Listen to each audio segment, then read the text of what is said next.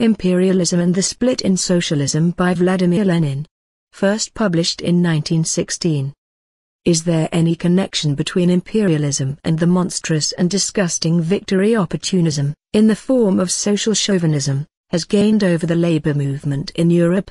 This is the fundamental question of modern socialism.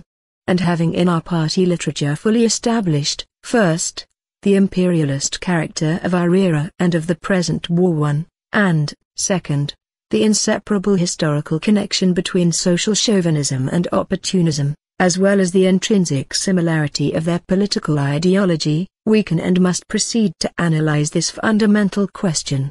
We have to begin with as precise and full a definition of imperialism as possible. Imperialism is a specific historical stage of capitalism. Its specific character is threefold. Imperialism is monopoly capitalism, parasitic, or decaying capitalism, moribund capitalism. The supplanting of free competition by monopoly is the fundamental economic feature, the quintessence of imperialism. Monopoly manifests itself in 5 principal forms: 1. Cartels, syndicates and trusts. The concentration of production has reached a degree which gives rise to these monopolistic associations of capitalists. 2. The monopolistic position of the big banks. 3. 4 or 5 giant banks manipulate the whole economic life of America, France, Germany. 3. Seizure of the sources of raw material by the trusts and the financial oligarchy. Finance capital is monopoly industrial capital merged with bank capital. 4. Their economic partition of the world by the international cartels has begun. There are already over 100 such international cartels, which command the entire world market and divide it amicably among themselves, until war redivides it. The export of capital, as distinct from the export of commodities under non-monopoly capitalism, is a highly characteristic phenomenon and is closely linked with the economic and territorial political partition of the world. 5. The territorial partition of the world, colonies, is completed. Imperialism, as the highest stage of capitalism in America and Europe, and later in Asia, took final shape in the period 1898 to 1914. The Spanish-American War, 1898, the Anglo-Boer War, 1899 to 1902, the Russo-Japanese War, 1904 to 05, and the economic crisis in Europe in 1900 are the chief historical landmarks in the new era of world history. The fact that imperialism is parasitic or decaying capitalism is manifested first of all in the tendency to decay, which is characteristic of every monopoly under the system of private ownership of the means of production. The difference between the democratic republican and the reactionary monarchist imperialist bourgeoisie is obliterated precisely because they are both rotting alive, which by no means precludes an extraordinarily rapid development of capitalism in individual branches of industry, in individual countries, and in individual periods. Secondly, the decay of capitalism is manifested in the creation of a huge stratum of rentiers, capitalists who live by clipping coupons. In each of the 4 leading imperialist countries, England, USA, France and Germany, capital in securities amounts to 100,000 or 150,000 million francs, from which each country derives an annual income of no less than 5 to 8,000 million. Thirdly, export of capital is parasitism raised to a high pitch. Fourthly, finance capital strives for domination, not freedom. Political reaction all along the line is a characteristic feature of imperialism. Corruption, bribery on a huge scale and all kinds of fraud. Fifthly, the exploitation of oppressed nations, which is inseparably connected with annexations, and especially the exploitation of colonies by a handful of great powers, increasingly transforms the civilized world into a parasite on the body of hundreds of millions in the uncivilized nations. The Roman proletarian lived at the expense of society. Modern society lives at the expense of the modern proletarian. Marx specially stressed this profound observation of Sismondi. 7. Imperialism somewhat changes this situation. A privileged upper stratum of the proletariat in the imperialist countries lives partly at the expense of hundreds of millions in the uncivilized nations. it is clear why imperialism is moribund capitalism, capitalism in transition to socialism, monopoly, which grows out of capitalism, is already dying capitalism, the beginning of its transition to socialism. The tremendous socialization of labor by imperialism, what its apologists the bourgeois economists call interlocking, produces the same result. Advancing this definition of imperialism brings us into complete contradiction to K. Kautsky, who refuses to regard imperialism as a phase of capitalism and defines it as a policy preferred by finance capital, a tendency of industrial countries to annex agrarian countries. 2. Kautsky's definition is thoroughly false from the theoretical standpoint. What distinguishes imperialism is the rule not of industrial capital, but of finance capital, the striving to annex not agrarian countries, particularly, but every kind of country. Kautsky divorces imperialist politics from imperialist economics. He divorces monopoly in politics from monopoly in economics in order to pave the way for his vulgar bourgeois reformism, such as disarmament, ultra-imperialism and similar nonsense. The whole purpose and significance of this theoretical falsity is to obscure most profound contradictions of imperialism and thus justify the theory of unity with the apologists of imperialism, the outright social chauvinists and opportunists. We have dealt at sufficient length with Kautsky's break with Marxism on this point in Social Democrat and Communist. 8. Our Russian Kautskyites, the supporters of the Organizing Committee 3, OC, headed by Axelrod and Spectator, including Ivan Martov, and to a large degree Trotsky, preferred to maintain a discreet silence on the question of Kautskism as a trend. They did not dare defend Kautsky's wartime writings, confining themselves simply to praising Kautsky. Axelrod in his German pamphlet, which the Organizing Committee has promised to publish in Russian, or to quoting Kautsky's private letters, Spectator, in which he says he belongs to the opposition and Jesuitically tries to nullify his chauvinist declarations. It should be noted that Kautsky's conception of imperialism, which is tantamount to embellishing imperialism, is a retrogression not only compared with Hilferding's finance capital, no matter how assiduously Hilferding now defends Kautsky and unity with the social chauvinists, but also compared with the social liberal J. A. Hobson.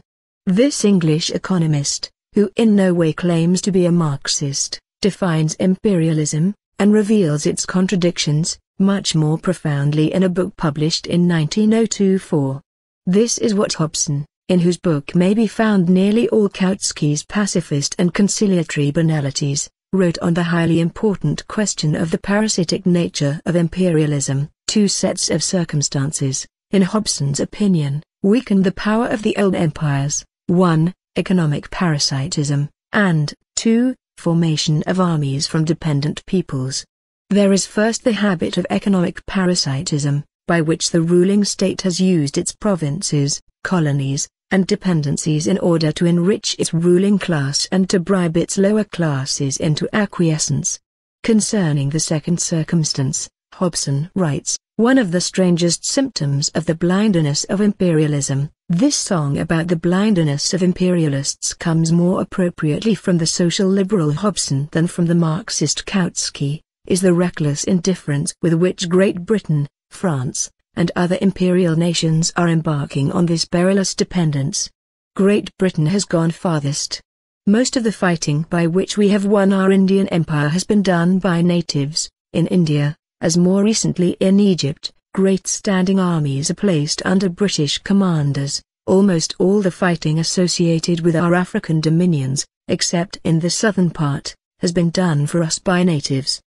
The prospect of partitioning China elicited from Hobson the following economic appraisal: the greater part of Western Europe might then assume the appearance and character already exhibited by tracts of country in the south of England, in the Riviera, and in the tourist-ridden or residential parts of Italy and Switzerland, little clusters of wealthy aristocrats drawing dividends and pensions from the Far East, with a somewhat larger group of professional retainers and tradesmen and a larger body of personal servants and workers in the transport trade and in the final stages of production of the more perishable goods. All the main arterial industries would have disappeared, the staple foods and semi-manufactures flowing in as tribute from Asia and Africa.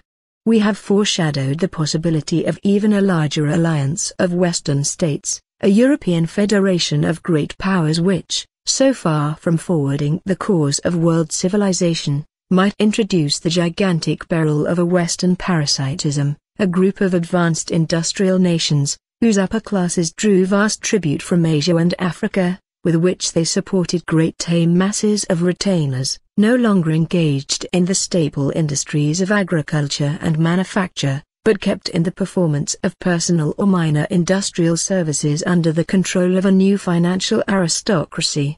Let those who would scout such a theory, he should have said, prospect, as undeserving of consideration examine the economic and social condition of districts in southern England today which are already reduced to this condition, and reflect upon the vast extension of such a system which might be rendered feasible by the subjection of China to the economic control of similar groups of financiers, investors, rentiers, and political and business officials, draining the greatest potential reservoir of profit the world has ever known, in order to consume it in Europe. The situation is far too complex, the play of world forces far too incalculable, to render this or any other single interpretation of the future very probable, but the influences which govern the imperialism of Western Europe today are moving in this direction, and, unless counteracted or diverted, make towards such a consummation. Hobson, the social liberal, fails to see that this counteraction can be offered only by the revolutionary proletariat and only in the form of a social revolution. But then he is a social liberal. Nevertheless, as early as 1902 he had an excellent insight into the meaning and significance of the United States of Europe, be it said for the benefit of Trotsky the Kautskyite, and of all that is now being glossed over by the hypocritical Kautskyites of various countries, namely, that the opportunists, social chauvinists, are working hand in glove with the imperialist bourgeoisie precisely towards creating an imperialist Europe on the backs of Asia and Africa, and that objectively the opportunists are a section of the petty bourgeoisie and of a certain strata of the working class who have been bribed out of imperialist super profits and converted to watchdogs of capitalism and corruptors of the labor movement. Both in articles and in the resolutions of our party, we have repeatedly pointed to this most profound connection, the economic connection, between the imperialist bourgeoisie and the opportunism which has triumphed, for long, in the labor movement. And from this, incidentally, we concluded that a split with the social chauvinists was inevitable. Our Kautskyites preferred to evade the question. Martov, for instance, uttered in his lectures a sophistry which in the bulletin of the Organizing Committee, Secretariat Abroad 9, No. 4, April 10, 1916, is expressed as follows, ... The cause of revolutionary social democracy would be in a sad, indeed hopeless, plight if those groups of workers who in mental development approach most closely to the intelligentsia and who are the most highly skilled fatally drifted away from it towards opportunism. By means of the silly word fatally and a certain sleight of hand, the fact is evaded that certain groups of workers have already drifted away to opportunism and to the imperialist bourgeoisie. And that is the very fact the sophists of the OC want to evade. They confine themselves to the official optimism the Kautskyite Hilferding and many others now flaunt. Objective conditions guarantee the unity of the proletariat and the victory of the revolutionary trend. We, forsooth, are optimists with regard to the proletariat. But in reality all these Kautskyites, Hilferding, the OC supporters, Martov and Godot are optimists. With regard to opportunism. That is the whole point. The proletariat is the child of capitalism, of world capitalism, and not only of European capitalism, or of imperialist capitalism. On a world scale, 50 years sooner or 50 years later, measured on a world scale, this is a minor point. The proletariat of course will be united, and revolutionary social democracy will inevitably be victorious within it. But that is not the point, Messrs. Kautskyites. The point is that at the present time, in the imperialist countries of Europe, you are fawning on the opportunists, who are alien to the proletariat as a class, who are the servants, the agents of the bourgeoisie and the vehicles of its influence, and unless the labor movement rids itself of them, it will remain a bourgeois labor movement. By advocating unity with the opportunists, with the Legians and Davids, the Plekhanovs, the Chkanklis and Portesovs, etc., you are, objectively, defending the enslavement of the workers by the imperialist bourgeoisie with the aid of its best agents in the labor movement. The victory of revolutionary social democracy on a world scale is absolutely inevitable, only it is moving and will move, is proceeding and will proceed, against you. It will be a victory over you.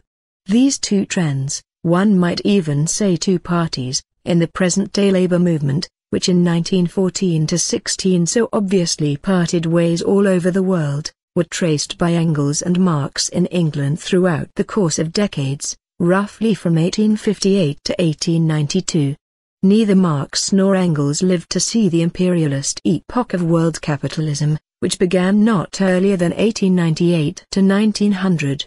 But it has been a peculiar feature of England that even in the middle of the 19th century she already revealed at least two major distinguishing features of imperialism: 1, vast colonies, and 2, monopoly profit, due to her monopoly position in the world market. In both respects England at that time was an exception among capitalist countries, and Engels and Marx, analyzing this exception, quite clearly and definitely indicated its connection with the temporary victory of opportunism in the English labor movement. In a letter to Marx, dated October 7, 1858, Engels wrote: "The English proletariat is actually becoming more and more bourgeois, so that this most bourgeois of all nations is apparently aiming ultimately at the possession of a bourgeois aristocracy and a bourgeois proletariat alongside the bourgeoisie. For a nation which exploits the whole world this is of course to a certain extent justifiable." In a letter to Sorge, dated September 21, 1872, Engels informs him that Hales kicked up a big row in the Federal Council of the International and secured a vote of censure on Marx for saying that the English labor leaders had sold themselves. Marx wrote to Sorge on August 4, 1874, "As to the urban workers here, in England, it is a pity that the whole pack of leaders did not get into Parliament. This would be the surest way of getting rid of the whole lot." In a letter to Marx, dated August 11, 1881, Engels speaks about those very worst English trade unions which allow themselves to be led by men sold to, or at least paid by, the bourgeoisie. In a letter to Kautsky, dated September 12, 1882, Engels wrote, "You ask me what the English workers think about colonial policy. Well, exactly the same as they think about politics in general. There is no workers' party here, there are only conservatives and liberal radicals, and the workers gaily share the feast of England's monopoly of the world market and the colonies." On December 7, 1889, Engels wrote to Sorge, "The most repulsive thing here, in England, is the bourgeois respectability, which has grown deep into the bones of the workers. Even Tom Mann, whom I regard as the best of the lot, is fond of mentioning that he will be lunching with the Lord Mayor. If one compares this with the French, one realizes what a revolution is good for, after all." 10. In a letter, dated April 19, 1890, "But under the surface the movement, of the working class in England, is going on, is embracing ever wider sections and mostly just among the hitherto stagnant lowest, Engels is italics, strata. The day is no longer far off when this mass will suddenly find itself, when it will dawn upon it that it itself is this colossal mass in motion." On March 4, 1891, the failure of the collapsed Dockers Union, the old conservative trade unions, rich and therefore cowardly, remain lone on the field. September 14, 1891, at the Newcastle Trade Union Congress the old Unionists, opponents of the 8-hour day, were defeated and the bourgeois papers recognized the defeat of the bourgeois Labour Party, Engels is italics throughout. That these ideas, which were repeated by Engels over the course of decades, were so expressed by him publicly, in the press, is proved by his preface to the second edition of The Condition of the Working Class in England, 1892. Here he speaks of an aristocracy among the working class, of a privileged minority of the workers, in contradistinction to the great mass of working people. A small, privileged, protected minority of the working class alone was permanently benefited by the privileged position of England in 1848–68, whereas the great bulk of them experienced at best but a temporary improvement. With the breakdown of that, England's industrial monopoly, the English working class will lose that privileged position. The members of the new unions, the unions of the unskilled workers, had this immense advantage, that their minds were virgin soil, entirely free from the inherited respectable bourgeois prejudices which hampered the brains of the better situated old unionists. The so-called workers' representatives in England are people who are forgiven their being members of the working class because they themselves would like to drown their quality of being workers in the ocean of their liberalism. We have deliberately quoted the direct statements of Marx and Engels at rather great length in order that the reader may study them as a whole. And they should be studied, they are worth carefully pondering over. For they are the pivot of the tactics in the labor movement that are dictated by the objective conditions of the imperialist era. Here, too, Kautsky has tried to befog the issue and substitute for Marxism sentimental conciliation with the opportunists. Arguing against the avowed and naive social imperialists, men like Lensch, who justify Germany's participation in the war as a means of destroying England's monopoly, Kautsky corrects this obvious falsehood by another equally obvious falsehood. Instead of a cynical falsehood he employs a suave falsehood. The industrial monopoly of England, he says, has long ago been broken, has long ago been destroyed, and there is nothing left to destroy. Why is this argument false? Because, firstly, it overlooks England's colonial monopoly. Yet Engels, as we have seen, pointed to this very clearly as early as 1882, 34 years ago. Although England's industrial monopoly may have been destroyed, her colonial monopoly not only remains, but has become extremely accentuated, for the whole world is already divided up. By means of this suave-like Kautsky smuggles in the bourgeois pacifist and opportunist Philistine idea that there is nothing to fight about. On the contrary, not only have the capitalists something to fight about now, but they cannot help fighting if they want to preserve capitalism, for without a forcible redivision of colonies the new imperialist countries cannot obtain the privileges enjoyed by the older, and weaker, imperialist powers. Secondly, why does England's monopoly explain their temporary victory of opportunism in England? Because monopoly yields super-profits, that is, a surplus of profits over and above the capitalist profits that are normal and customary all over the world. The capitalists can devote a part, and not a small one, at that, of these super-profits to bribe their own workers, to create something much like an alliance. Recall the celebrated alliances described by the webs of English trade unions and employers, between the workers of the given nation and their capitalists against the other countries. England's industrial monopoly was already destroyed by the end of the 19th century. That is beyond dispute. But how did this destruction take place? Did all monopoly disappear? If that were so, Kautsky's theory of conciliation with the opportunists would to a certain extent be justified. But it is not so, and that is just the point. Imperialism is monopoly capitalism. Every cartel, trust, syndicate, every giant bank is a monopoly. Super-profits have not disappeared, they still remain. The exploitation of all other countries by one privileged, financially wealthy country remains and has become more intense. A handful of wealthy countries, there are only 4 of them, if we mean independent, really gigantic, modern wealth, England, France, the United States and Germany, have developed monopoly to vast proportions.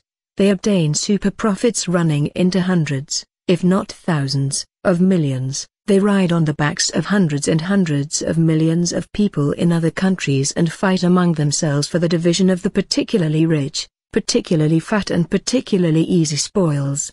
This, in fact, is the economic and political essence of imperialism, the profound contradictions of which Kautsky glosses over instead of exposing. The bourgeoisie of an imperialist great power can economically bribe the upper strata of its workers by spending on this 100 million or so francs a year, for its super profits most likely amount to about 1,000 million. And how this little sop is divided among the labor ministers, labor representatives. Remember Engels's splendid analysis of the term, labor members of war industries committees. 5. Labor officials, workers belonging to the narrow craft unions, office employees, etc., etc., is a secondary question. Between 1848 and 1868, and to a certain extent even later, only England enjoyed a monopoly, that is why opportunism could prevail for decades. No other countries possessed either very rich colonies or an industrial monopoly. The last third of the 19th century saw the transition to the new, imperialist era. Finance capital not of one, but of several, though very few, great powers enjoys a monopoly.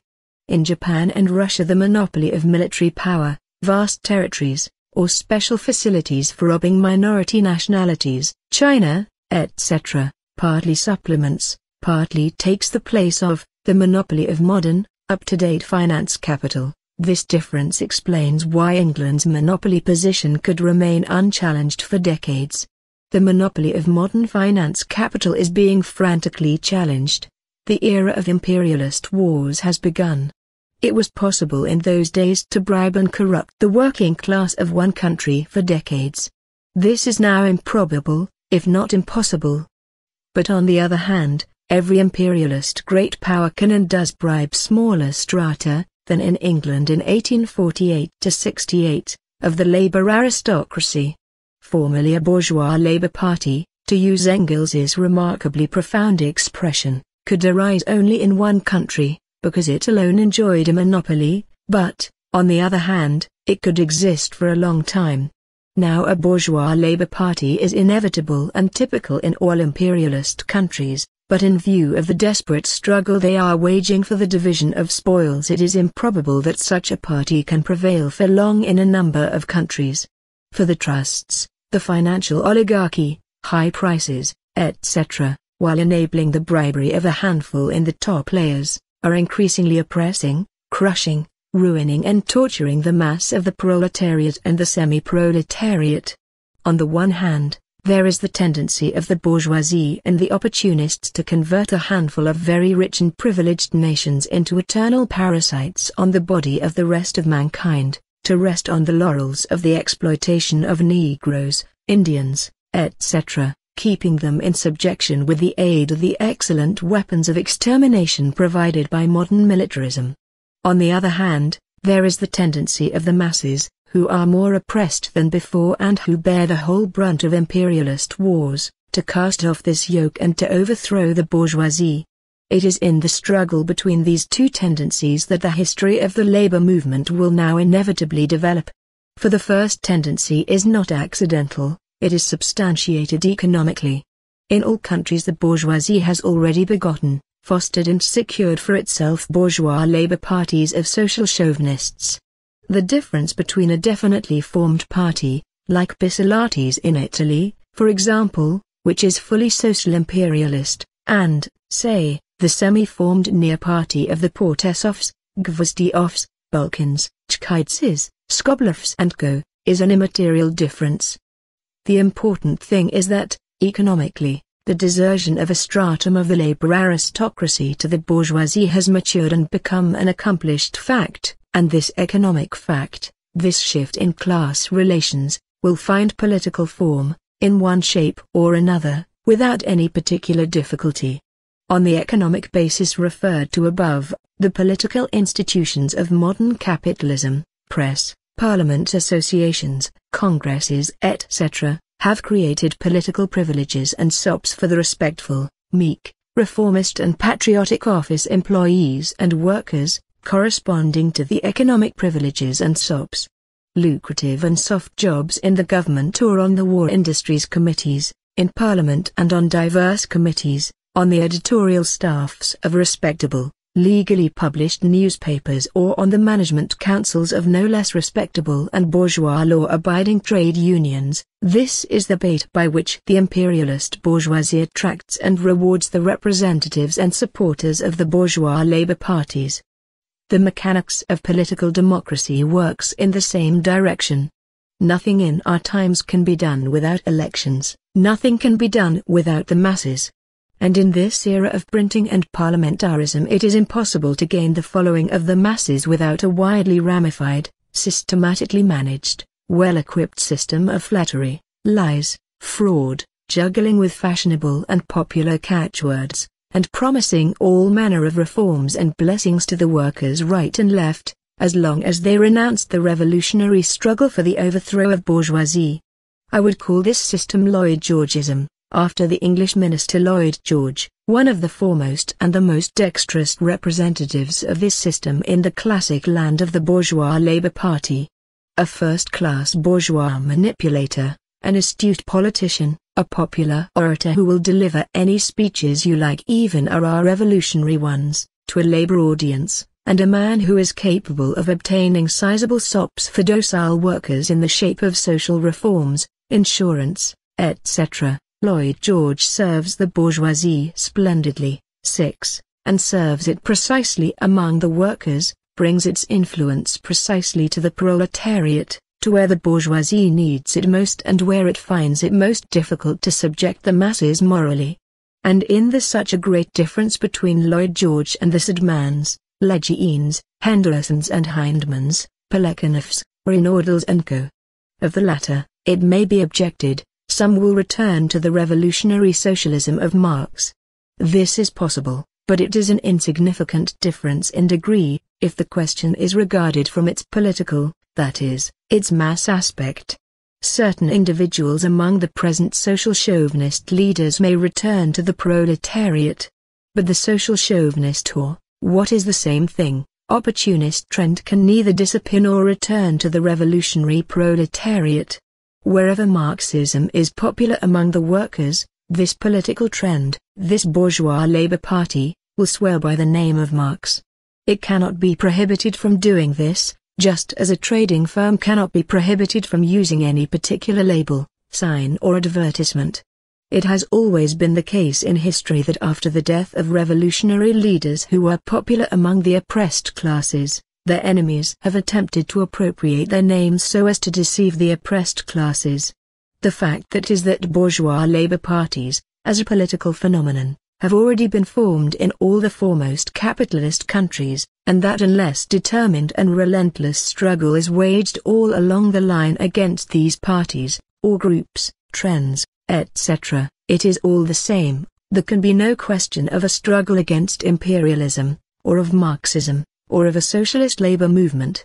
The Chkhids faction, 11, Nashtialo and Gelostruda 12, in Russia, and the OC supporters abroad are nothing but varieties of one such party.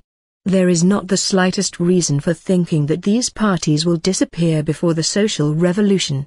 On the contrary, the nearer the revolution approaches, the more strongly it flares up and the more sudden and violent the transitions and leaps in its progress, the greater will be the part the struggle of the revolutionary mass stream against the opportunist petty bourgeois stream will play in the labor movement. Kautskyism is not an independent trend, because it has no roots either in the masses or in the privileged stratum which has deserted to the bourgeoisie.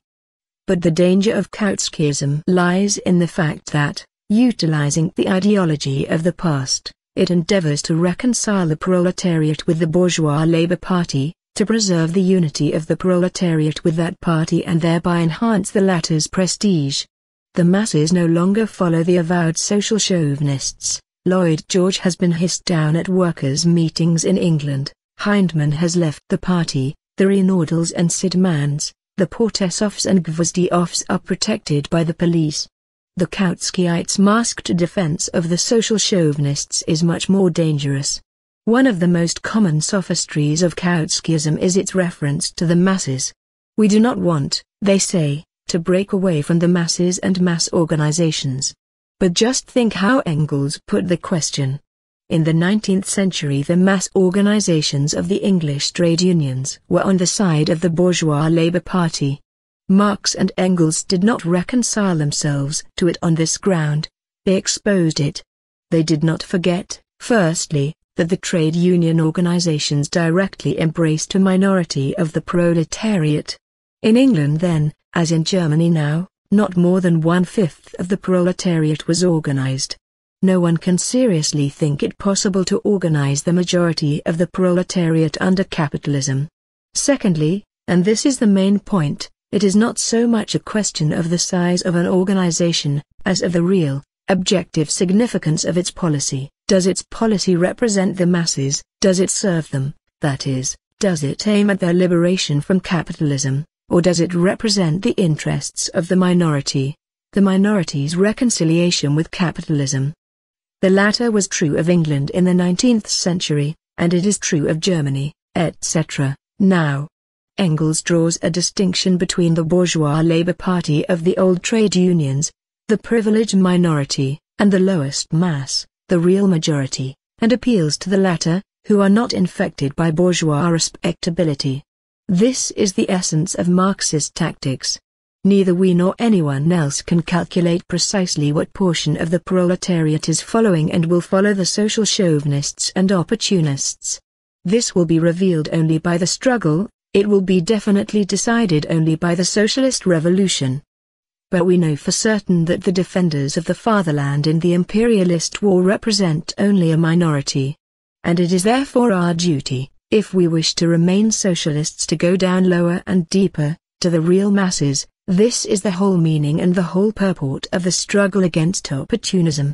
By exposing the fact that the opportunists and social chauvinists are in reality betraying and selling the interests of the masses, that they are defending the temporary privileges of a minority of the workers, that they are the vehicles of bourgeois ideas and influences, that they are really allies and agents of the bourgeoisie, we teach the masses to appreciate their true political interests, to fight for socialism and for the revolution through all the long and painful vicissitudes of imperialist wars and imperialist armistices. The only Marxist line in the world labor movement is to explain to the masses the inevitability and necessity of breaking with opportunism, to educate them for revolution by waging a relentless struggle against opportunism, to utilize the experience of the war to expose, not conceal, the utter vileness of national liberal labor politics. In the next article, we shall try to sum up the principal features that distinguish this line from Kautskyism.